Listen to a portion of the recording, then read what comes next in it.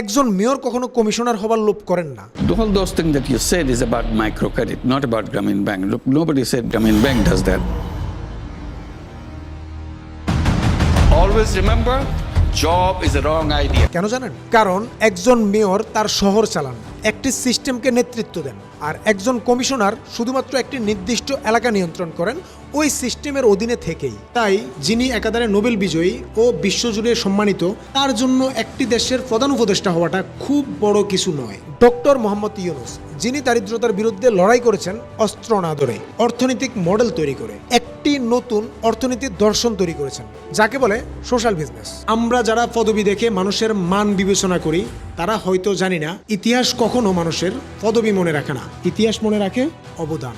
আজ থেকে 50 বছর আগে বাংলাদেশের মন্ত্রিসভায় কারা কারা মন্ত্রী ছিলেন তা মানুষ ভুলে গেছে, কিন্তু আজও মানুষ স্মরণ করে সক্রেটিস, ইবনে সিনা কিংবা হযরত মুহাম্মদ সাল্লাল্লাহু আলাইহি ওয়াসাল্লামকে, কারণ তারা একটি জাতির মেরুদণ্ড গড়েছে, শুধুমাত্র একটি রাজনৈতিক সিদ্ধান্ত দেয়নি। অদ্ভুত এক বাস্তবতা হলো, বাংলাদেশের কোনো রাজনৈতিক দল যদি একজন নোবেল বিজয়ীকে বাংলাদেশের নির্বাচনকালীন সরকার হিসেবে দেখতে না চান অথবা সরকার হিসেবে দেখতে না চান, তাহলে বুঝতে হবে সমস্যাটা তার পদের নয়, তার প্রভাবের। কেন?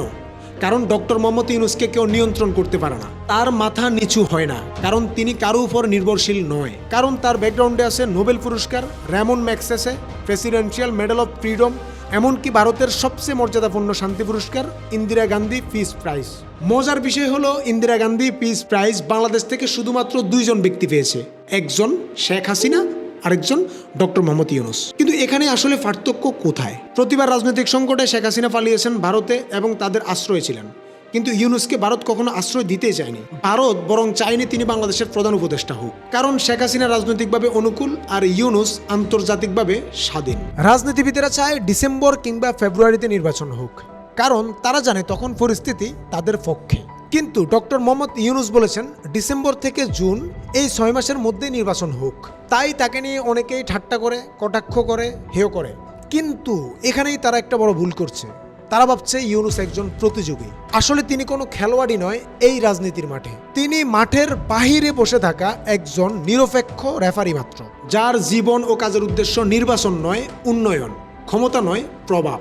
100 বছর পরেও বিশ্বের ইউনিভার্সিটিগুলোতে ইউনূস মডেল পড়ানো হবে। আর আজকের যেসব রাজনীতিবিদরা তার সমালোচনা করছেন, তাদের নাম হয়তো থাকবে না কোনো পাঠ্য বই কিংবা একটি গুগল সার্চেও। ক্ষমতা সাময়িক আর আদর্শ চিরস্থায়ী। আপনি যদি একজন সত্যিকারের দেশপ্রেমী হন, তাহলে নিজেকে নিজে প্রশ্ন করুন, আমরা কি এমন একজন মানুষকে শ্রদ্ধা জানাতে শিখেছি, যিনি আমাদের সীমান্ত পেরিয়ে বাংলাদেশকে বিশ্ব দরবারে পরিচিত করেছেন? নাকি আমরা রাজনৈতিক ঘূর্ণিপাকে অন্ধ হয়ে গিয়েছি, যেখানে নোবেল প্রাইজকেও ট্রল করে হীনমন্যতায় ভুগি? একজন প্রধান উপদেষ্টার মেয়াদ হয়তো 5 মাস থেকে 5 বছর, কিন্তু একজন নোবেল বিজয়ীর প্রভাব চলে শতাব্দীর পর শতাব্দী। তাই মাথা নিচু নয়, মাথা উঁচু করে ভাবুন, আপনার সন্তান যেন একদিন গর্ব করে বলতে পারে, আমি সেই দেশের নাগরিক যেখানে ডক্টর মোহাম্মদ ইউনূসের মতো একজন মানুষ জন্মেছিল।